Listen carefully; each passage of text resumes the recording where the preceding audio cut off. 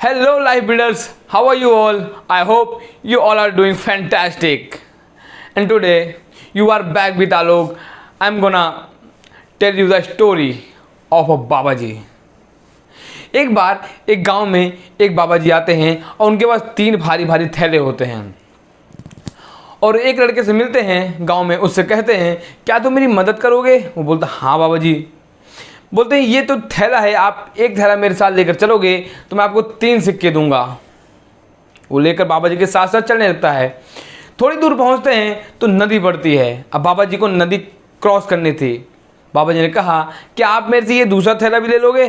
मैं आपको 3 सिक्के और दूंगा। तो वो ले लेता, राजी हो जाता है। और उसके बाद जैसे नदी क्रॉस होती है, बाबा जी ने उस लड़के से कहा मैं इस पहाड़ पर बिना थैले के चलना चाहता हूँ, क्या तुम मेरे से ये तीसरा थैला भी ले लोगे तो मैं तुम्हें 3 सिक्के और दूंगा। वो राजी हो जाता है और जैसे ही पहाड़ पे चढ़ता है और चढ़ के उतरने वाला होता है तो बाबा जी से पूछता है बाबा जी इन थैलों में आखिर है क्या? तो बाबा जी ने कहा इस एक थैले में तांबे के सिक्के हैं, दूसरे थैले में चांदी के सिक्के हैं और तीसरे थैले में सोने के सिक्के हैं। वो इतना सुनकर उन थैलों को लेकर भाग जाता है, चोरी कर लेता है और जैसे घर पहुंचता है, घर पहुंचकर वो थैलों को खोलता है। उन तीनों थैलों में कोई सिक्के नहीं थे, सिर्फ पत्थर ही पत्थर भरे हुए थे।